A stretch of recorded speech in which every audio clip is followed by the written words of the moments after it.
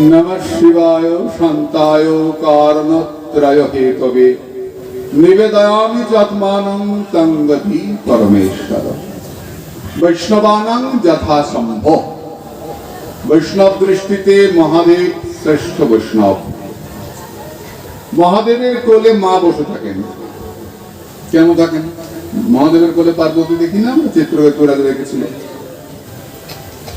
মহাদেবের কোলে পার্বতী কেন? প্রথম ভাগবত পাঠ কে করেছিলেন? মহাদেব। প্রথম ভাগবত কে শুনেছিলেন? মা শুনেছিলেন। এই পাখিটা সুন্দর সুরে উড়ে গেল। প্রথম ভাগবত পাঠ কে শুনেছিলেন? মা শুনেছিলেন। মহাদেব আমাদের বলেন যে ভগবানের কথা শুনে, যে ভাগবত পাঠ শুনে, তাকে আমি কোলে নিয়ে রাখি। তাই মহাদেব মাকে কোলে নেন। এইরকম প্রথম ভাগবত শ্রোতা। মহাদেবের মাথায় গঙ্গা। গঙ্গা কোথা থেকে এসছেন? ভগবানের চরণ থেকে। মহাদেব বলেন যে ভগবানের চরণে থাকে, তাকে আমি মাথায় করে রাখি। তাই বৈষ্ণবানাং যথা সম্ভব। আমাদের বৈষ্ণব দৃষ্টিতে মহাদেব শ্রেষ্ঠ বৈষ্ণব। পঞ্চমুখে রাম নাম গাম ত্রিপুরারি, পাঁচটা মাথা। তাহলে তোমরা মহাদেবের প্রসাদ পাও না কেন? মহাদেবের প্রসাদ নেওয়া হয় না, মহাদেবের স্নান জল নেওয়া হয় না। কেন নেওয়া হয় না? বৈষ্ণব শ্রেষ্ঠ বৈষ্ণব হবেন, তাহলে নাও না কেন? মহাদেবের তো পাঁচটা মাথা, 1 2 3 4, আর উপরে একটা মাথা। মহাদেব যে উপরে যে চিৎকরা যে মাথাটা, মহাদেব বিষ পান করেছিলেন, ওই মুখে বিষ করেছিল। বিষ গ্রহণ করে জগৎকে রক্ষা করলেন না মহাদেব? তো ওই মুখে বিষ পান করেছিলেন। তো বিষ পান করেছিলেন, ঠোঁটে তো বিষ লেগে আছে, ওইখানে জল দিলে ওই যে স্নান জলটা পড়ে, এটা বিষযুক্ত। ওইখানে ফল দিই আমরা, ওইখানে সব দিই না, কলা ফল তুল দিই। ওই জন্য মহাদেবের প্রসাদ সরাসরি নেওয়া যায় না।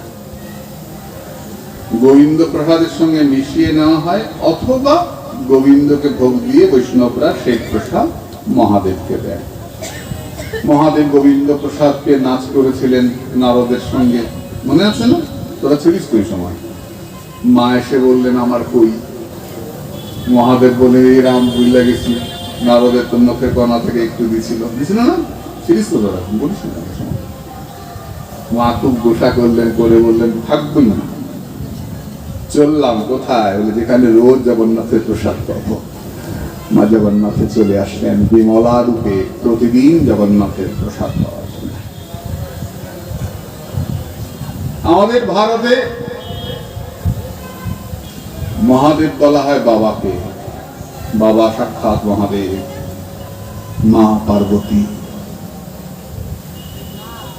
মাকে জগৎ জননীর অংশভূতা বলা হয়, মা দুর্গার অংশ সম্ভূতা। বাবা মহাদেব, মা পার্বতী। বাবার সেবা যে করবে, মায়ের সেবা যে করবে, তার আশীর্বাদ যার মাথায় পড়বে, জানবে জগতে কোনো বিপদ থেকে ছুটে পাবে না। আমার মনে পড়ে, আমি যখন প্রণাম করে আসতাম মাকে, মাসি মাসি মতো অভ্যাস ছিল বলা, মাসি। যতক্ষণ আসতো না বলতো, বাইরে আসছি পাঠে প্রণাম করতাম, মা আঙ্গুল কামড়িয়ে থুতু দিয়ে দিতেন। আমার বন্ধুরা বলতো তোর লাইফ ইন্স্যুরেন্স হয়ে গেল। মায়ের থুতু পড়েছে না হাতে, আঙ্গুলটা কামড়ে করে বাঁ পায়ের আঙ্গুল থেকে 3 বার মাটি মাথায়। মা, মায়ের জন্য কোনো কষ্ট না হয়, মায়ের আশীর্বাদের সব হবে। মা অনেক কিছু চায় না। মা তোমার কাছে বেনারসি শাড়ি, তোর কাছে অত ভরি ভরি সোনা চাইবে না। প্রত্যেক বছর আমাকে 2 ভরি করে সোনা দিতে হবে, মা চায় না। মা শুধু মা ডাকটাই চায়। মা কোনো সমস্যা নেই তোমার।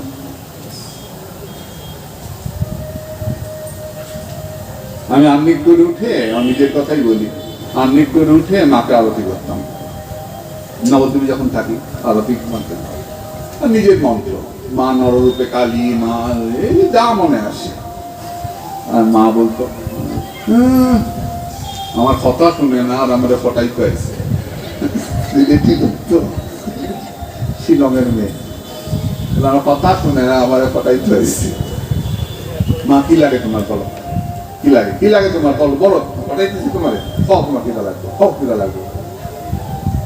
মা পট করে আমাকে বলছেন 7 নরি হার লাগে, মানে 7টা লহর থাকবে, 7 নরি হার, তাই নাকি?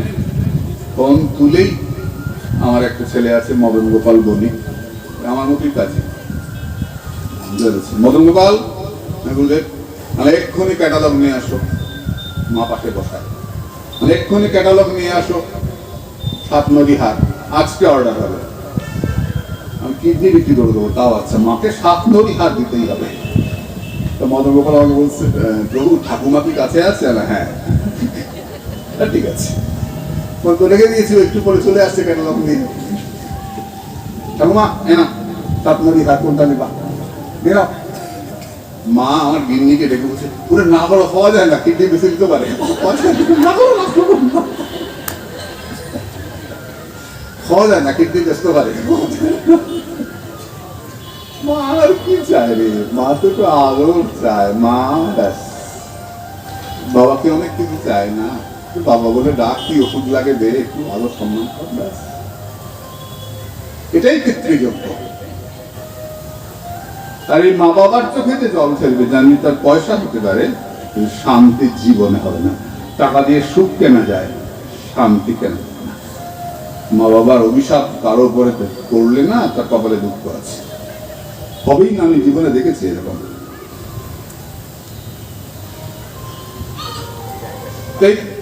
কি করবে তুমি? কি করবো? হ্যাঁ আবার আসবে। হরে কৃষ্ণ। আচ্ছা, আমাদের সময় সংক্ষেপ। গৌর হরি বল, তুমি একটু সরে বসো,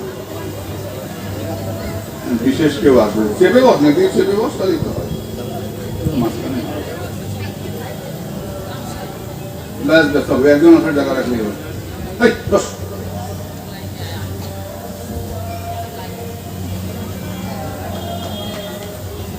পিতৃযজ্ঞ, তারপর মা বাবার সেবা তুমি করবে। নৃযজ্ঞ, মানুষের সেবা করবে, মানুষকে দেবে, তোমার কমবে না। দিয়ে দেখো, কমবে না। এই যে মনের একটা আশীর্বাদ না, আশীর্বাদ কাজ করে। মানুষকে দাও। নৃযজ্ঞ, অমানিনা মানদেন কীর্তনীয় সদা। কীর্তন করো, জপ করো, কিন্তু লোকের বাড়ি খাওয়ার জন্য করো না, মানুষের সেবার জন্য। আমাদের ভারতবর্ষে আজকে বিরাট সংকট, এখনো হাজারে হাজারে হিন্দু ছেলে মেয়েরা অন্য পথে চলে যাচ্ছে, অন্য ধর্ম নিয়ে নিচ্ছে।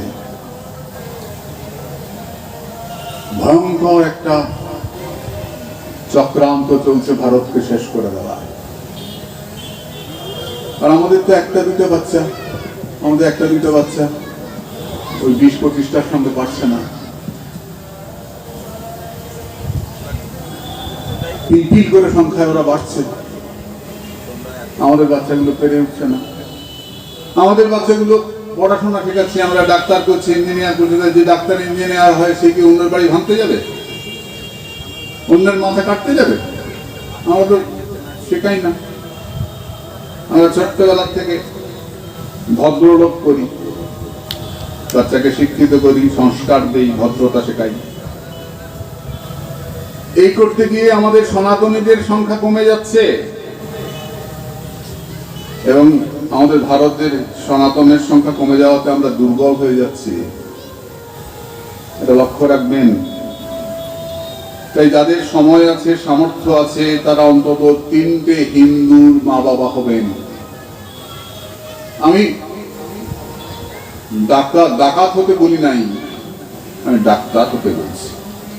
বাচ্চাগুলোকে ডাক্তার করুন, ইঞ্জিনিয়ার করুন, শিক্ষক করুন। সন্ত্রাসবাদী বানাতে বলি নাই, বুকে পিঠে বোম্বে ছাপিয়ে পড়তে বলি নাই, এটা আমাদের সনাতনীরা করে না।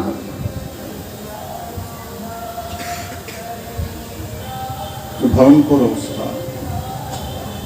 আমি চট্টগ্রামে গেছি, সমুদ্রের পাড়ে বসে আছি, এটা পিচকি বাচ্চা এসে আমার কাছে এসছে, এটা আমার জিজ্ঞেস করছে তোমরা কি হিন্দু? না, হ্যাঁ। কেন রে? হিন্দুরা খুব খারাপ। তোকে কে শেখালো? কত হবে, 7-8 বছর হয়ে যাচ্ছে। তোকে কে শেখালো হিন্দুরা খারাপ? তখন বললো ছোটবেলার থেকে ওদের ভেতরে বিষ ঢুকিয়ে দেওয়া হয়, হিন্দু দেখলেই মারো, হিন্দুরা খারাপ, হিন্দুরা খারাপ। অথচ এত মানুষ তো বাইরে থেকে আসে নাই, আরব থেকে আসে নাই, এখান থেকেই তো হিন্দুরাই ওদের পথে গেছে। জোর করে, মেরে, অপমান করে, শাস্তি দিয়ে, কষ্ট দিয়ে, অত্যাচার করে, ভয় দেখিয়ে হিন্দুদেরকে করেছে, এখনো করছে। একটু গ্রামের দিকে চলে যাও, ট্রেনে আসছিলাম, কতগুলো আদিবাসী ছেলে, আমরা পরিচয় হলো, আমি আদর করে বসালাম, ওদের খাওয়ালাম, আমাদের সিটে বসালাম।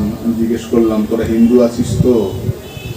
অত ভালো বাংলা বলতে পারে না, আধা বাংলায় বললো আমরা এখনো আছি, কিন্তু অনেক চলে গেছে। ভাবো, এমনি করে যদি চতুর্দিকে ওদের সংখ্যা বাড়তে থাকে, তাহলে এই উৎসব আর হবে না, করতে দেবে না, দেবে না, মনে করবো। তাই আমাদের প্রথমত 3টে করে ভারতীয়ের মা বাবা আমাদের হতে হবে, যারা নিজেকে ভারতীয় ভাবে। 3টে করে সনাতনীর মা বাবা হতে হবে, অন্তত 3 জন সন্তান চাই চাই চাই। এটা আপনারা ভাববেন। আর বাচ্চাগুলোকে ছোট্টবেলা থেকে ধর্ম শিক্ষা দেবেন। একটা বাচ্চাকে এত আদর দিলেন যে বাচ্চাটা মদমাতাল হয়ে ড্রেনের পাড়ে পড়ে থাকলো, এরকম করবেন না। বাচ্চাকে ধর্ম শিক্ষা দেবেন, মা বাবাকে প্রণাম করতে শেখাবেন, তুলসীকে প্রণাম করতে শেখাবেন, সূর্যকে প্রণাম করতে শেখাবেন। ছোট্টবেলা থেকে শেখাবেন, মাটি নরম থাকতেই শীত তৈরি হবে, শক্ত হতে হবে না। তাই পিতৃযজ্ঞ, নৃযজ্ঞ, মানুষের সেবা করুন। চলুন মানুষের পাশে দাঁড়াই। ভূতযজ্ঞ, প্রাণীর সেবা করবেন। সনাতন ধর্ম সব প্রাণীকে সম্মান করে। তুমি একটা প্রাণী দেখাতে পারবে না যে ভারতীয়রা তাকে সম্মান করে না। করে। ইঁদুরকে সম্মান করিস না? ইঁদুর কার বাহন? বাহ, আমরা ইঁদুরেরও পূজা করি। সাপের পূজা করিস না? সাপ কোথায় থাকে? সাপ কার কাছে থাকে? শিবের কাছে থাকে, মনসার কাছে থাকে। বিষ্ণু সাপের উপর শুয়ে থাকেন, শান্তাকারং ভুজগশয়নম। আমরা সাপের পুজো করি, আমরা পেঁচার পুজো করি, আমরা হাঁসের পুজো করি, আমরা পোকা মাকড় সবাইকে পূজা করি। দেখবি মা কালীর পায়ের মধ্যে চেলা, তেঁতুল বিচার থাকে। মা দুর্গার কপালে এখানে মাকড়সা থাকে, মাকড়সা। এগুলো সব কারণ আছে, কারণ বলতে গেলে সময় লাগবে, আমরা আগামীকাল দেখব। প্রত্যেকটা প্রাণীকে আমরা সম্মান করি। আমরা ময়ূরের পূজা করি, আমরা মোরগের পূজা করি। মা দুর্গার কাছে ময়ূর থাকে, মোরগও থাকে। ময়ূর কুকুর সমন্বিতম। আমরা নদীর পূজা করি, আমরা গাছের পূজা করি। আমরা পাথরের পূজা করি, আমরা আকাশের পূজা করি। যাহা নেত্র পড়ে তাহা ইষ্ট স্থলে। আছো অনলে অনিলে চিরনভ নীলে ভূধরে সলিলে গহনে, আছো বিটপি লতায় জলদের গায়ে শশী তারকায় তপনে। ভগবান সর্বত্র, তাই আমাদের সংখ্যা 33 কোটি। 33 কোটির নাম জানি আমরা? 33 কোটি ভগবানের পুজো করি আমরা না। তাহলে 33 কোটি কেন? বলে জলের জলকণা, বাতাসের বায়ুকণা, মেঘের মেঘকণা সব মিলিয়ে দেখ, পৃথিবীর ধূলিকণা মিলিয়ে দেখ, 33 কোটি অনেক বেশি হয়ে যাবে। আমরা 33 কোটি বলেছি, 100 কোটি হবে। আর 33 কোটি, কোটি শব্দটা সংখ্যাবাচক নয়, কোটি শব্দটা পর্যায়বাচক। যেমন আমরা বলি না, আমি খুব বড় মাপের অফিসার, বড় মাপের লোক, তেমনি সাধন জগতে বলা হয় উনি খুব উচ্চ কোটির সাধু।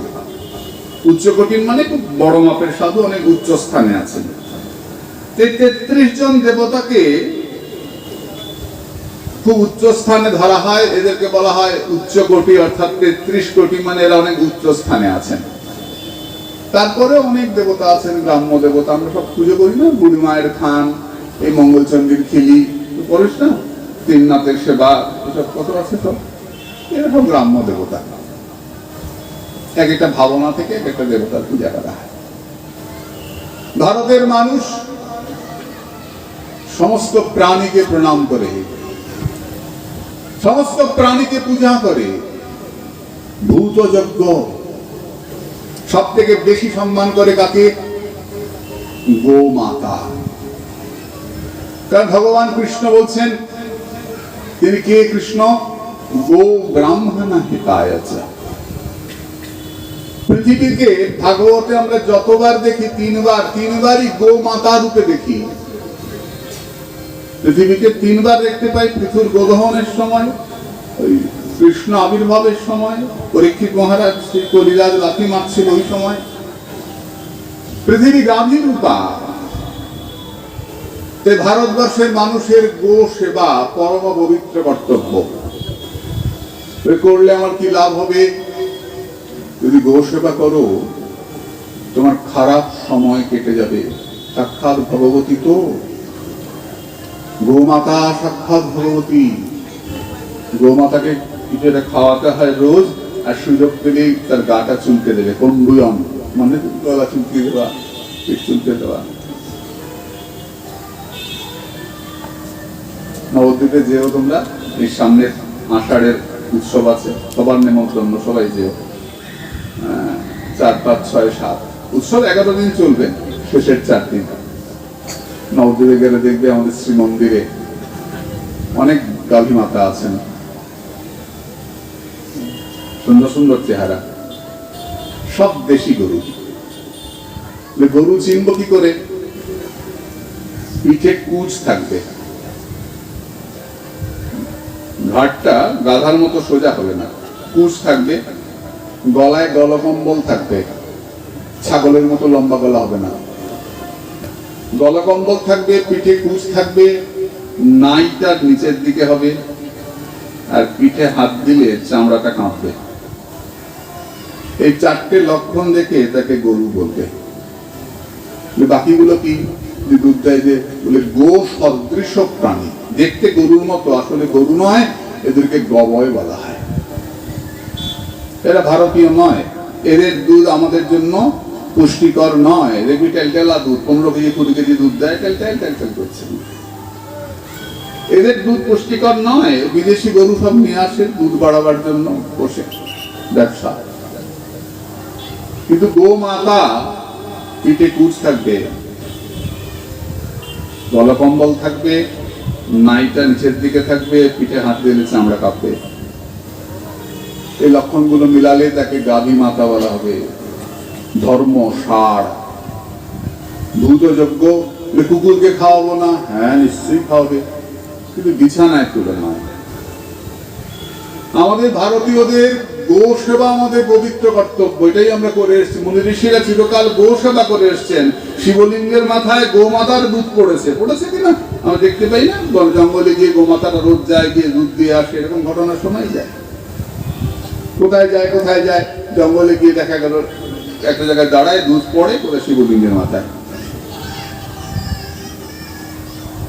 গোদুগ্ধ না হলে নারায়ণের স্নান হয় না, গোবিন্দের স্নান হয় না।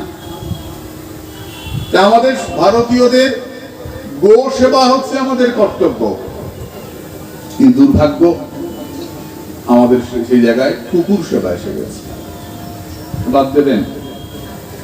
কুকুর রাখবো, হ্যাঁ রাখবেন, ঘরের বাইরে। সারা ঘরে কুকুর ঘুরে বেড়াবে, ভোগের দৃষ্টি দেবে, ভোগ হচ্ছে না। কিন্তু আমরা ছোটবেলা কুকুরের গু পাড়ালে মাছ নাম করিয়ে দেওয়া, তাই শনির দৃষ্টি পড়ে। এখন তো শনি ঘরে, আর দৃষ্টি পড়বে কি? দেখ প্রত্যেকটা বাড়িতে কি অশান্তি, সব অশুভ, সব ঘরে তো ডেকে নিয়ে আসছি। একটাই ছেলে, ও তো আমেরিকায় থাকে, আসতে পারে নাই। বুড়া বুড়ি মরার সময় ছেলে তো আর মুখে জল দিতে পারলো না। এটা আমার ছেলের মতো, দেখি মোবাইলে দেখা যায়, তোমার বাবা এসেছে, তোমার বাবা এসেছে, একটা লেজ নেড়ে একবারে বাবা অফিস থেকে আসছে। কি ছেলের কাজ করে রে? বাবা যাওয়ার সময় ছেলে তো আর মুখে জল দিতে পারে না, ও ছুটি এসে ঠ্যাং তুলে দেয়, ছেলের কাজ করে, মুখে জল দেয়। আর যেটাই মরে ওকে করতে হয়। গীতা বলছেন তো, জঙ্গং বাপি স্মরণ ভাবং তদত্তন্তে কলেবরম, তুমি যা চিন্তা করে মারা যাবে তুমি সেই ভাব প্রাপ্ত হবে। বুকে গীতা না থাকে, যদি কুত্তা থাকে আর জিভ দিয়ে চাটে আর ঠ্যাং তুলে দেয়, তারপর ভাবি তো মানুষ জন্ম হবে। কুত্তায় জন্মায় কারো বাড়ি, আমার কি জোরে লেজ নাড়ে, কারো বাড়ি তো 3টে 4টে 5টা থাকে, শোনা এসেছে, অমুক এসেছে, তমুক এসেছে, দেখো আমার ছানা। মানুষের বাচ্চা পালতে পারে না, কুত্তার বাচ্চা লেগে চটটা দেখতে পারে, সব মহিলা কুত্তা। আরে কুকুর থাকবে না কেন? কুকুরকে আমরা পূজা করি। কুকুর কার বাহন? ভৈরবের বাহন। সারমেয়ং সমান্বিতম। অষ্টভৈরব তো আমাদের শিবের অষ্টভৈরব। অষ্টভৈরবের মধ্যে যে কোটক ভৈরব, তার বাহন হচ্ছে কুকুর, কালো কুকুর। আমাদের কাজে লাগে সঞ্চয়। তাই বলে ঘরে থাকবে না, তার জন্য আলাদা জায়গা থাকবে। কুকুর চুলে পরে কাপড় ছেড়ে স্নান করে ঠাকুর ঘরে ঢুকবে, দিন রাত কুকুর চটকাচ্ছে। ভাগবত বলেছেন তার নরক বাস হয় যে কুকুর আর গাধা পালে। উচ্চ বর্ণে জন্মে যে কুকুর আর গাধা পালে, ভাগবতের 5ম স্কন্ধে বলা আছে, তার নরক বাস হয়। কি কুকুর পালে? আরে পালো, ভালো কথা। আমাদের বাড়িতে ছিল সুদর্শনে, আমার মনে আছে, কম্বল নাম ছিল। আরতির সময় ছুটে আসতো, কোথায় থেকে আরতির ঘন্টা বাজলেই ছুটে চলে আসতো। আর আমরা আরতি করতাম, আর দুহাত তুলে আর শঙ্খ বাজালে তো কথা নাই, দুহাত তুলে করতাম। আমরা খুব আরত করতে করে। প্রভুপাদ রসরঞ্জন গোস্বামী, আমার ঠাকুর দাদা, বলতেন, কিছু বলিস না, আমরা আমরার ভাষায় নিতাই গৌর কই, ও তার ভাষায় নিতাই গৌর হই। ও বলিস না। মঙ্গল যখন মারা গেল, মুখের মধ্যে সর্বতীর্থের জল দেওয়া হলো, মহাপ্রসাদ দেওয়া হলো, পরিক্রমা করা হলো, নাম শুনতে শুনতে সম্ভব মারা গেল। মন্দিরেই সমাধিস্থ করা হলো, মন্দিরে মাটিতে ছিল। বাবা ডাকলে কিভাবে ছুটে আসতো ভম্বল। খাওয়ার পরে রাত্রেবেলা দেওয়া হতো খাবার। ভম্বল থাকলে আর উপায় না, থাকবে না কেন? থাকবে, কিন্তু ঠাকুর ঘরে নয়, সবার ঘরে নয়, বুকের উপরে নয়, গিয়ে আলাদা আদর করবে, আলাদা। গোমাতার সেবা করলে গরুর লোমে লোমে বিষ্ণু। গরুর লোমের মধ্যে সর্বদেবতার অবস্থান। একজন শুধু পারেন নাই থাকতে, কে? লক্ষ্মী। লক্ষ্মী পরে এলেন, এসে দেখলেন যে তার একটাও জায়গা নাই, সব লোম ভর্তি হয়ে গেছে, সব দেবতা নিয়ে নিয়েছেন। লক্ষ্মী বললেন, আমার জায়গা কোথায়? তোমার জায়গা গোবরে। তাই গোবর আমাদের কাছে এত পবিত্র, লক্ষ্মীর অবস্থান। তোমার পায়ে হাতে হাজা হয় না কাজ করতে করতে? যারা কাজ করে আর কি, যারা মোবাইল টেপে তাদের হয় না, যারা কাজ করে হাতে পায়ে হাজা হয়, কাঁচা গোবর লাগাবে, ঠিক হয়েছে। ওরা তো দাবি করছেন যে কুষ্ঠরোগ ভালো হয়ে যায় গোবর থেকে। এখনো কোন কোন জায়গায় গোমূত্রে স্নান করানো হয়, ভারতেই আছে। গোমূত্র পড়লে গোমূত্র দিয়ে স্নান করানো হয় শরীর ভালো করার জন্য। গোমূত্র পান করলে খুব জটিল পেটের রোগ ভালো হয়। কুকুরের পেচ্ছাপ খেলে কি হয় আমি জানি না, কেউ খায় কিনা বলতে পারবে না। আশ্চর্য, মানে আমাদেরকে না এত আমরা অন্যদের দেখে এত প্রভাবিত হয়ে যাই। ওরা কুকুর পেলেছে আমাদের গরু পালাতে করে গরু পালবে। গোমাতা পবিত্র, তার প্রত্যেকটা জিনিস, দুধ বল, চনা বল, গোবর বল, তার গরুর চামড়া পর্যন্ত আমাদের ঢোল বানাতে লাগে। কুকুরের চামড়াতে কি হয় আমি জানি না, কুকুরের কি কাজে লাগে কুকুর আমি তো বুঝি। সারা জীবনে তো টিকটিকি আর দুধ ছাড়া ধরলো না, ওই যে বড় লোকের কুকুর গুলো কিচ্ছু ধরে না, সুর কোনোদিন ধরে না, সুর টিকটিকি ধরে কি দেখছি রাতে দেখেছি রাত্রিতে পারে বলতে যায়, লোকের দিকে তাকায় খালি যেখানে সেখানে পায়খানা করে না। আমাদের বাড়িতে কলকাতা থেকে একটা পরিবার কাছে, এই গল্পটা আমি অনেক জায়গায় বলি, তোমাদের বলি। পরিবার কাছে আমাদের যে মূল যে গরুটা আল্লাদি, ও বড় সড়ো চেহারা, দেখলে মনে হয় ষাঁড় একটা, যেমন পুঁজ তেমনি চেহারা আল্লাদি। আমাকে বলছে, প্রভু এটা কতটা দুধ দেয়? 3.5 কেজি। আল্লাদি দুধ দিয়ে জগন্নাথের পায়েস হয়, লাল দুধ, একদম সত্যি কথা বলছি, লালচে দুধ থেকে হয় না, ঘন দুধ, লালচে দুধ। কত বড় গরু, 3.5 কেজি দুধ দেয়, 3 কেজি দুধ দেয়, জগন্নাথের পায়েস হয়। না প্রভু এত অল্প দুধ দেয়, তাহলে তো আপনার লস। দুবার সঙ্গে সঙ্গে না, বিশ্বাস করো না, টিকটিটা সোজা হয়ে গেছে, রাগের চোখে। মা বড় লোক কুকুর নিশ্চয়ই আছে, কি করে বুঝবি বড় লোক? কুকুর থাকবে, লম্বা গাড়ি থাকবে, আর জামা প্যান্ট ছোট পড়বে, বড় লোক বুঝতেই পারবি। জামা শুধু ফিতে করবে, ছোট হাফ প্যান্ট, পয়সা আছে, জামা প্যান্ট শর্ট হয়ে যায়। এটা কেন যে পয়সা খরচ করে না জামা কাপড়ের পেছনে, কে জানে, পারে না। ছোট ছোট প্যান্ট, বিভিন্ন নাম আছে, পেছর বলছি না এখানে। আর যদি বা পরে ছেঁড়া প্যান্ট, আমি তো তাকায় দেখি কোথায় কোথায় ছেঁড়া দেখি, লক্ষ্য করে দেখি শুনে যদি পয়সা আছে। আমরা ছোটবেলায় যখন কলেজে পড়েছি, প্যান্ট পড়েছি কোমরে, এখন নেমে 6 ইঞ্চি নেমে এসছে। আমি অপেক্ষায় যে আর 4 ইঞ্চি কখন নামে, পড়া না পড়া সবার। এরা বড় লোক, আধুনিক শিক্ষিত লোক, সব কাজ চালায়। এটা মাকে মা ডাকে না, মামি, বাবাকে মামা, সব করে। পুরো ব্যাপারটা কালচার বলেছে। ইমা তাহলে তো আপনার লাশ, তোমার বাড়িতে কুকুর আছে? হ্যাঁ আছে। কয় ফোঁটা দুধ দেয়? তাহলে থেকে কুত্তার দুধ দিয়েছে এখানে।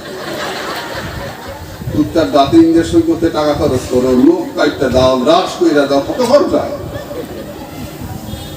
কি লাভ হয় কুকুর থেকে? কিছু লাভ হয় না। আমার গরু যদি দুধ না দেয়, গরুর গোবরের যে উপকার হয়, অনেক উপকার হয়, গোচনায় উপকার হয়।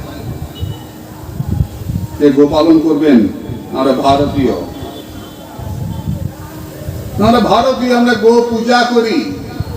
গোমাতার পূজা করলে মঙ্গল হয়। করবেন, গোমাতাকে আদর করবেন, দেখবেন আপনার জন্য অপেক্ষা করে থাকবে, ভূত করে ডাকে, আদর করতে হবে। ভূতযজ্ঞ, পিতৃযজ্ঞ, নৃযজ্ঞ, ভূতযজ্ঞ করবেন। গোমাতার সেবা সবাইকে আদর করবেন, কিন্তু গোমাতাকে বিশেষ। বেড়ালকে আদর করবেন না? হ্যাঁ, বেড়ালকে আমরা পুজো করি। বেড়াল কার বাহন? ষষ্ঠীর বাহন। লক্ষ্য করে দেখ, কিন্তু মজার ব্যাপার, বিড়ালকে কেন বাহন করা হলো ষষ্ঠী? ষষ্ঠীর কোলে কি থাকে? বাচ্চা। ষষ্ঠী পুজো করি না আমরা, তো বাচ্চা, ষষ্ঠী বাচ্চাকে রক্ষা করেন, তার বাহন বেড়াল। কেন? ঠাকুর রামকৃষ্ণ বলেছেন, বাঁদরের বাচ্চা হোস না, বেড়ালের বাচ্চা হ। কেন? তাহলে বাঁদরের বাচ্চা বাঁদরকে ধরে থাকে, বাচ্চা ধরে আছেন মাকে, মা লাভ দিচ্ছে, বাচ্চাটা পড়ে যেতেও পারে। আর বেড়ালের বাচ্চা বেড়ালকে ধরে না, বেড়াল বেড়ালের বাচ্চাকে ধরে। কেন? মা যদি ধরে তাহলে আর পড়ার কোনো চান্স নাই। এমন কিছু কর যে ভগবান তাকে ধরে রাখে, এমন কিছু কর গুরু তোর কথা মনে করে, তাহলে তোর জীবন সিদ্ধ লাভ। বিড়ালের কাছ থেকে আমরা বাৎসল্য শিখি, কি করে বাচ্চাকে বড় করতে হয়, এটা আর কোনো প্রাণীকে শেখানো যায় না, আর কোনো প্রাণীর থেকে শিখি না আমরা। কথা আছে যে বিড়াল জন্মের পর বাচ্চাকে 7 জায়গায় বদল করে, তারপরে চোখ ফুটলে লেজ নাড়িয়ে নাড়িয়ে শিকার শেখায়, তবে গিয়ে বাচ্চা বড় হয়। বিড়ালের মতো মাতৃস্নেহ আর কোথাও নাই। বিড়ালের দুধ থেকে খুব ভালো ঔষধ তৈরি হয়, তো অনেক অনেক কথা বলা আছে। তো বিড়াল পুষবেন, কেন পুষবেন না, আদর করবেন, কিন্তু ঠাকুরের জায়গায় বিড়াল হবে না। এই ভূতযজ্ঞ, ঋষি যজ্ঞ, মুনি ঋষির সেবা করবেন, সাধুর সেবা করবেন, সাধু দেখলেই সম্মান করবেন, কারণ সাধুরা জনে জনে ব্রহ্মাণ্ড তারিতে শক্তি ধরে। একজন সাধু বিশ্ব ব্রহ্মাণ্ডকে রক্ষা করতে পারেন, সাধুদের এত ক্ষমতা। দেখেছো না কদিন আগে খুব মোবাইলে হয়েছিল, -20 ডিগ্রিতে এক সাধু ডিগবাজি খাচ্ছেন, সঙ্গে একটা কুকুর ডিগবাজি খাচ্ছে। আবার বেরিয়েছিল এক সাধু বসে আছেন, জটগুলো সব বরফে ঢেকে গেছে, বরফ বরফ। আমি বদ্রীনাথে গেছিলাম, তখন বরফ পড়তে শুরু করেছে, বদ্রীনাথ বন্ধ হয়ে যাবে। আমি আসবার সময় বলছি যে তিনি আমাকে নিয়ে গেছেন, যে মহাত্মা, তিনি শীতের সময় শিলিগুড়িতে আসেন। আমি জিজ্ঞেস করছি যে বাবা, এখানে সাধু থাকেন বরফে, সবাই নেমে যান, থাকেন? বলি জনা 15 থাকে। মানে কতটা বরফ পড়ে? 5 থেকে 7 ফুট। 5-7 ফুট বরফের মধ্যে সাধুরা থাকেন, কি করে থাকেন? এটাই তো আশ্চর্য। অসুবিধা হলে কে দেখে? ভারতীয় সেনাবাহিনীরা দেখে। সেনাবাহিনীর জওয়ানরা সাধুদের খুব সম্মান করে, যা লাগে শুকনো খাবার সব দিয়ে যায়, যা সেটা করে। বাবা বলুন কি লাগে? এই বরফের মধ্যে সাধুরা শাসন করেন। সাধুদের অমনি করে চেনা যাবে না মা? হ্যাঁ বাবা, সাধু কিভাবে থাকবেন অমনি করে চেনা যাবে না। প্রণাম। সাধু দেখলেই প্রণাম, প্রণাম। মহাপ্রভু কুকুর চণ্ডালকে প্রণাম করতে বলেছেন, আর সাধুকে প্রণাম করবে না? অবশ্যই। আমরা কালকে দেখেছি না যে 4 জন সাধু মার্কণ্ডেয়কে বললেন দীর্ঘজীবী হব। মার্কণ্ডেয় 4 যুগ অমর হয়ে থাকলেন, সনক সনন্দ সনাতন সনাতন। সাধুর এত ক্ষমতা, সাধুকে অপমান করো না, সম্মান। আমরা কোন সাধুর যদি একটু ত্রুটি দেখি, এমন আলোচনা শুরু করি, ধরা পড়ছে বলে ধরা পড়ছে, এত সমালোচনা শুরু হয়ে যায়। তুই তো জানো না আসল ঘটনা কি হয়েছে, কি চক্রান্ত হয়েছে, কি হয়েছে, তুমি তো জানো না। তখন তো চিৎকার পড়ে গেল। কবিরের জীবনে আছে, কবির যাচ্ছেন বনে তপস্যা করতে, এই সময় একটা মেয়ে এসছে, সামনে দাঁড়িয়েছে।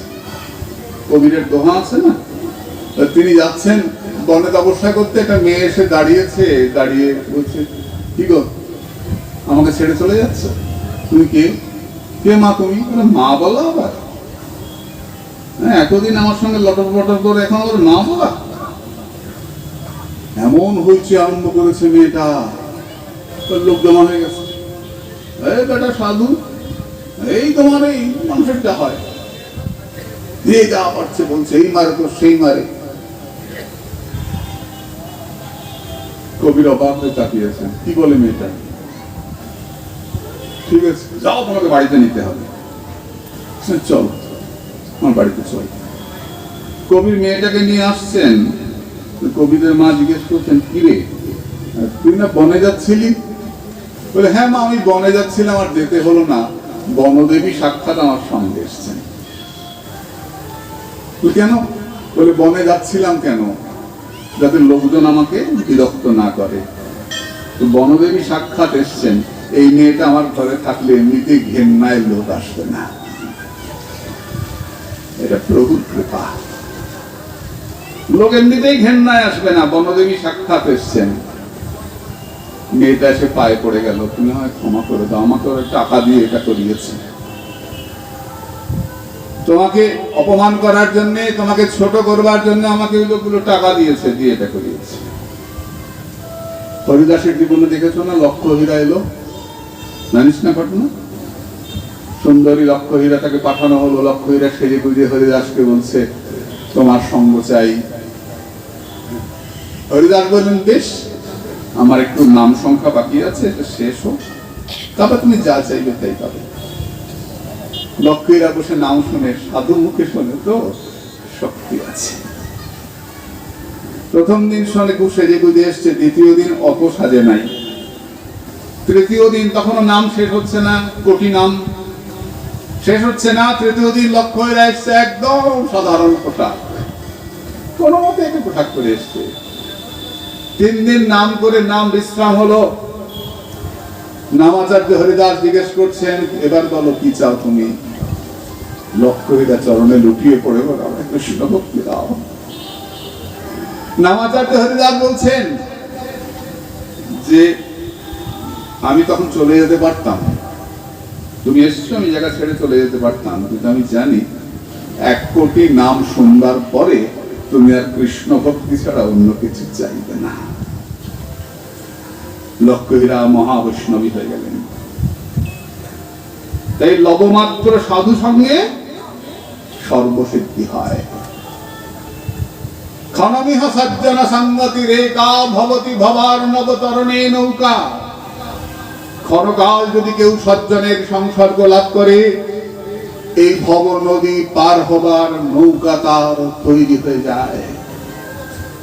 এই সাধু দেখলেই প্রণাম করবে, প্রণাম। সবার সঙ্গ করা যাবে না, কারণ অনেক সাধু তো অনেক রকম আছেন। ধরো কেউ গাঁজা খাচ্ছেন, সাধু কিন্তু গাঁজা খাচ্ছেন, তো তার সঙ্গ করলে কি হবে?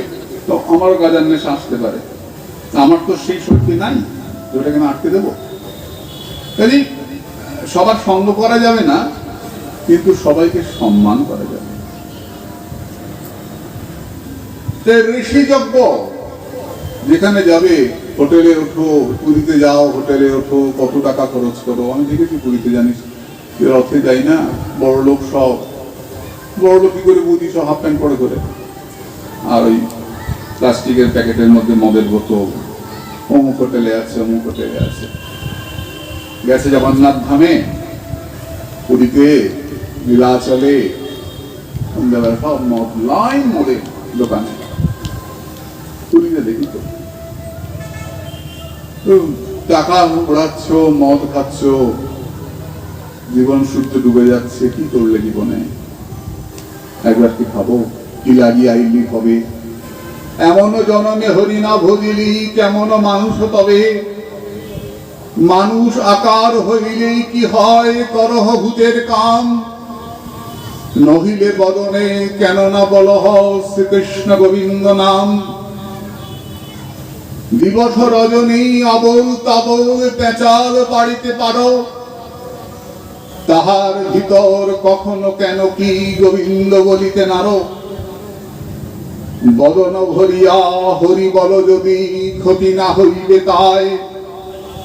কহে প্রেমানন্দ তবে যে নিতান্ত, এড়াবে কৃতান্ত দায়। বদন ভরে হরি বল ভাই, তোমার জমের ভয় ডুবে যাবে। ঋষি যজ্ঞ করবে। তোমার টাকা হয়েছে, অনেক টাকা, সাধুদের জন্য এমন কিছু করবে, কোন একটা কুঠিয়া বানিয়ে দিবে, 5টা কুঠিয়া, যেখানে বসে সাধুরা ভোজন করবে। সাধুরা যাবেন, রাস্তাটা ঠিক করে দিলে, এই রাস্তা সাধু যাবেন, তোমার এই টাকাটা সাধু সেবায় লাগবে, তিনি করবে। বহু সুযোগ আছে সাধু সেবা করার। খুব গরম পড়েছে, কিছু ছাতা কিনে সাধুদেরকে দাও, তারা মাথায় পেয়ে যাবেন। কিছু জলের পাত্র কিনে সাধুদেরকে দাও। ঠান্ডা জিনিস আমরা রথে দেই, পায়েস, গজা, জল এসব দেওয়া হয় সাধুদের। সাধুরা প্রসাদ পাচ্ছেন। এক বিদেশি সাহেব দেখে আসে, একটা করে পায়েসের বাটি নেয়, খায়। আমি বসে বসে গুনতেছি কয়টা হইল। 7টা হওয়ার পর মনে মনে ভাবতেছি এবার তো পেট সুখ করে বেটা, তুমি তো বুঝো না। 8টা খাওয়ার পরে খুব মিষ্টি হাসে, একটা করে বাটি নেয় আর খায়, এক বাটি করে পায়েস রথের আগের দিন। খুব সেবা তো বটে, চলো না, কত টাকা আমাদের কত দিকে যায়, সেবা করুন। নবদ্বীপে কত সাধু মহাত্মা আছেন, চলো না তাদের সেবা করি। কত টাকা কত দিকে নষ্ট হয়। ঋষি যজ্ঞ, তারপর বললেন দেবযজ্ঞ, দেবতার পূজা। দেবতার পূজা কেন করব? দেবতাদের আশীর্বাদে দেবতা হয়ে দেবতার পূজা করতে হয়। এই যে তিলক করি আমরা, মালা পরি, তিলক অনেক রকম আছে, যে যার গুরু যেমন করে। কেউ উপর দিকে তিলক, কেউ ত্রিপুণ্ড তিলক, কেউ পুরোটা ডেকে দেয়, যে যার গুরু যেমন করে, ওটা কিছু যায় আসে না। এই তিলক আমরা করি কেন? এই তিলক হচ্ছে দেশের মাটি। ও আমার দেশের মাটি, তোমার পায়ে নয় মাথা। যারা দেশভক্ত, যারা ভারতকে ভালোবাসেন, যারা রাষ্ট্রভক্ত, এই তিলকটা বিদেশি কোনো প্রোডাক্ট নয়, জাপান থেকে এসছে, ইংল্যান্ড, মেড ইন জার্মানি তিলক হয় না, এখন হয় নাই, মেড ইন ইন্ডিয়া, ভারত থেকে তৈরি। এই তিলক কেন করবো আমরা? তিলক রাষ্ট্রভক্তির প্রতীক। যারা দেশকে ভালোবাসবে তারা অবশ্যই ও আমার দেশের মাটি, তোমার পায়ে নয় মাথা, তারা অবশ্যই দেশের মাটিকে কপালে লাগাবে। এই তিলক করে দেবতার পূজা করতে।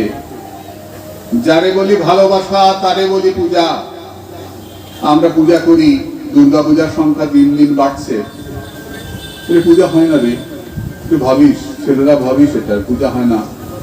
এই ড্রেনের উপরে প্যান্ডেল করে, নিচে হাই ড্রেন, ওপরে প্যান্ডেল করে ঠাকুর বসিয়ে দিলাম, নিজের মাকে পাঠাতে পারবো?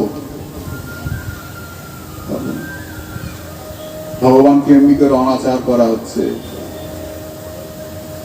আরতির সময় মাটির ধূপটি মুখের মধ্যে নিয়ে আমড়ালাম, ধূপটিটা এঁটো হয়ে গেল, ওই এঁটো ধোঁয়াটা মায়ের মুখে যাচ্ছে, তোর মন্দ হবে? হবে না। তো মা দুর্গার পূজার সময় দুর্গা মন্ত্র জপ করো, করবে। আত্মরক্ষার মন্ত্র দুর্গা মন্ত্র, দুর্গা মন্ত্র জপ করলে আত্মরক্ষা হয়, শিখে নেবে মন্ত্র। মাকে আমরা কি বলে প্রণাম করি? শঙ্খ চক্র গদা সাঙ্গ গৃহীত পরমায়ুধে প্রসীদ বৈষ্ণবী রূপে নারায়ণী নমস্তুতে। মা পরমা বৈষ্ণবী। মায়ের পূজায় মদ খেলাম, মাংস খেলাম, অসভ্যতা করলাম, 3 দিনই হোটেলে খেলাম, নোংরামি করলাম, পূজা হচ্ছে, প্যান্ডেল হচ্ছে, মূর্তি আসছে, পূজা হচ্ছে। তোমার সাধন ফলে মৃন্ময়ী চিন্ময়ী হয়ে দেখা দেবেন, মা তোমার সঙ্গে সাক্ষাৎ দাঁড়িয়ে যাবেন। আমরা ভগবানকে তৈরি করি না। অন্যরা বলে যে হ্যাঁ তোমরা কিরকম হিন্দুরা ভগবান বানাও, পূজা করো, বা ভগবানকে জলে দাও। আমরা ভগবান তৈরি করি না, ভগবানকে ধরবার জন্য বিগ্রহ তৈরি করি, প্রতিমা তৈরি করি। প্রতিম মানে গুণ, সেই সেই গুণ যার মধ্যে থাকে তাকে বলে প্রতিমা। যা ধ্যানের মধ্যে আছে সেটা মূর্তির মধ্যে থাকবে।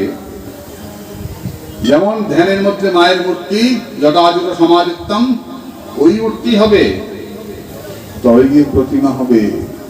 মা যদি মডেল হয়ে যায় তাকে প্রতিমা বলা যাবে না। সরস্বতী যদি মডেল হয়ে যায় তাকে বিদ্যার দেবী বলা যাবে না, সেখানে জ্ঞান নাই। সরস্বতী বিদ্যার দেবী, জ্ঞানের দেবী। জ্ঞানের দেবীকে কি মডেলকে কি জ্ঞানের দেবী বলা যাবে? যাবে না। এই পুজোর সময় শাস্ত্র মেনে যারা পুজো করেন, এখনো কিছু কিছু বাড়ির পুজোগুলো ভালো হয়, শাস্ত্র মেনেই হয়, যখন যেমন পুজো সেরকম হয়। পুরোহিত তো পাওয়া যায় না, এই সমস্যা। পুরোহিত কে পুরোহিত হবে? ব্রাহ্মণের ছেলেরা পুরোহিত হচ্ছে না এখন, কারণ পৌরোহিত্য করে পেট চলছে না। তো 50 টাকা করে দক্ষিণা নিয়ে কি হবে?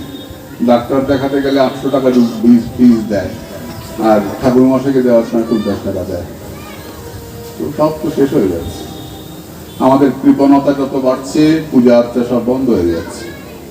শাস্ত্র জানা পুরোহিত এখন হাতে গোনা। এটা একটা সমস্যা আসছে সামনে। বাইরের রাজ্যে কিছু কিছু হচ্ছে, শাস্ত্র জানা হচ্ছে, কিন্তু বাঙালিদের মধ্যে কম। ব্রাহ্মণের ছেলেরা আর আসছে না পথে, চাকরি বাকরি করছে, ব্যবসা করছে। তাই দেব পূজা করবে, তোমার ভগবানকে তুমি ফুল দেবে, তুমি দেব পূজা করবে, ভগবানের কাছে প্রার্থনা করবে, আমার মনটাকে শান্ত করে দাও, আমার মনটাকে শান্ত করে দাও, আমার মনটাকে শান্ত করে দাও। মন যদি শান্ত না হয়, তাহলে কোনোটাই ফল প্রদান করবে না। এই 5টা আমরা কি দেখলাম? আরেকবার বলে বিশ্রাম রাখবো। পিতৃযজ্ঞ, বাবা মায়ের সেবা, নৃযজ্ঞ, মানুষের সেবা, ভূতযজ্ঞ, প্রাণীর সেবা।